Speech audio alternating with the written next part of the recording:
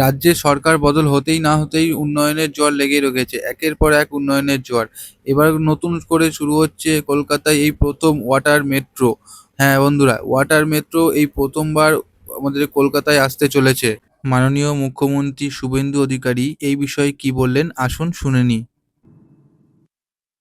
এখনো পর্যন্ত দেশে 17টি জায়গায় ওয়াটার মেট্রো রয়েছে। কলকাতা ওয়াটার মেট্রোতে যুক্ত হচ্ছে। আমাদের আজকের মিটিং এ মাননীয় মন্ত্রী এটা কনসেন্ট দিয়ে দিয়েছেন এবং ভারত সরকার 17টি আমাদের রিভার লাইন বা সি বেসড সিটিগুলোতে যে ওয়াটার মেট্রো লেটেস্ট কেরালাতে হয়েছে, কেরালামে হয়েছে, সেখানে আপনার আমরা এই শহর হিসেবে আমরা 18তম শহর হিসেবে যুক্ত হচ্ছি ওয়াটার মেট্রো।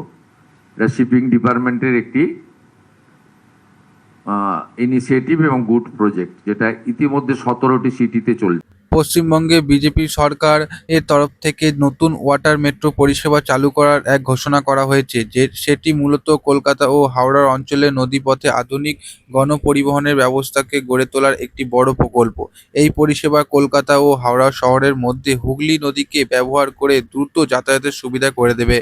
এবার প্রশ্ন হচ্ছে, ওয়াটার মেট্রো কি? ওয়াটার মেট্রো হলো নদী বা জলপথে চলা আধুনিক ফেরিভিত্তিক পাবলিক ট্রান্সপোর্ট সিস্টেম। এটি সাধারণ লঞ্চ বা ফেরির মতো নয়।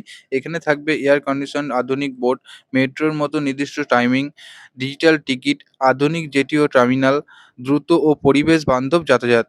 ভারতে প্রথম এই পরিষেবা শুরু হয় কোচিতে। এবার সেই মডেল অনুসরণ করে কলকাতায় চালু করার পরিকল্পনা করা হয়েছে।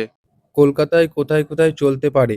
সরকারে এখনো পুরো রুট ম্যাপ প্রকাশ করেনি, তবে প্রাথমিকভাবে পরিকল্পনা করা হচ্ছে যে কলকাতা থেকে হাওড়া, বাবুঘাট, মিলেনিয়াম পার্ক, দমদম সংযোগ এলাকা, দক্ষিণেশ্বর, বেলুড়, প্রিন্স ঘাট, এছাড়াও গুরুত্বপূর্ণ ঘাট ও জেটিগুলোকে একে অপরের সঙ্গে যুক্ত করা হবে। কতগুলো জেটি হবে? খবর অনুযায়ী প্রায় ৪১টি নতুন জেটি বা নদীর ঘাট অনুমোদন করা হয়েছে। এগুলোকে আধুনিকভাবে তৈরি করা হবে যাতে যাত্রীরা ওঠানামা সহজেই করতে পারে। এই প্রকল্পের সুবিধা কি? এই প্রকল্পের সুবিধা হচ্ছে ট্রাফিক কমবে। কলকাতার রাস্তায় যানজট অনেক বেশি। নদীপথ ব্যবহার করার ফলে সেটির চাপ কমবে। দ্রুত যাতায়াত হবে। হাওড়া থেকে কলকাতা অনেক জায়গা কম সময়ে পৌঁছে যাবে। পরিবেশ বান্ধব, মানে ডিজেল বাস বা গাড়ির তুলনায় অনেক দূষণ কম হবে। কলকাতায় এই পরিষেবা চালু হলে, হুগলি নদীতে আধুনিক ওয়াটার মেট্রো চালু হলে পর্যটকরা আকৃষ্ট হবেন। এবার প্রশ্ন হচ্ছে যে কবে চালু হতে পারে? এখনো অফিসিয়াল উদ্যোগে কোনো তারিখ ঘোষণা করা হয়নি। বর্তমানে এটি পরিকল্পনা ও অবকাঠামো তৈরি করার পরিকল্পনা রয়েছে। ধাপে ধাপে কাজ শুরু হবে বলে জানানো হয়েছে। এই প্রকল্প কেন্দ্র সরকারের শিপিং ও জলপথের মন্ত্রী এবং রাজ্য সরকারের যৌথভাবে কার্য করার কথা বলা হয়েছে।